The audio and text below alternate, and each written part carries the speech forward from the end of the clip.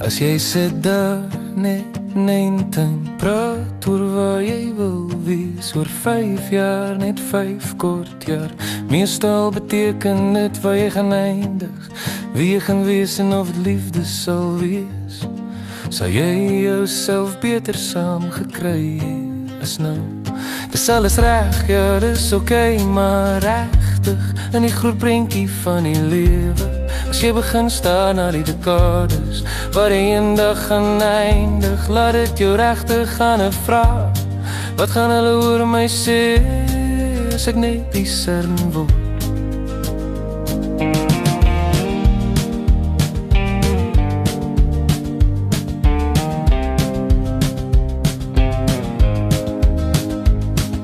Mense het my hele lewe gesê, seun, jy het jou oupa se oor.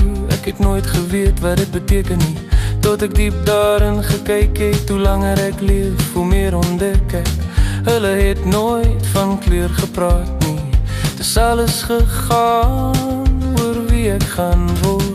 Al die ander dinge is reg, ja dis oké, maar regtig in die groot prentjie van die lewe. As jy begin staar na die dekades waar jy eendag gaan eindig, laat dit jou regtig gaan en vra, wat gaan hulle oor my sê as ek nie tussen word?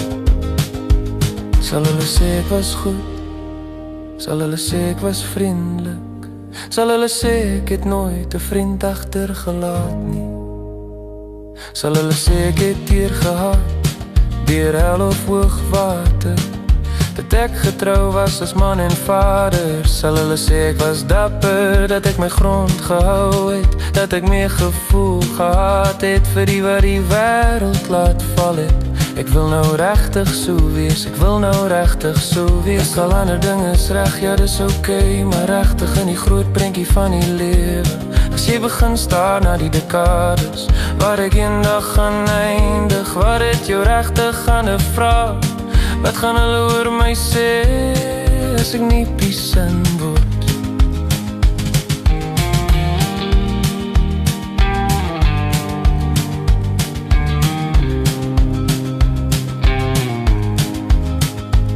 Sal hulle sê ek was selfs die helfte van die man wat aan die wortels van hierdie familieboom staan?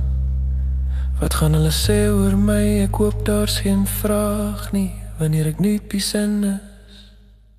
Nu piesin.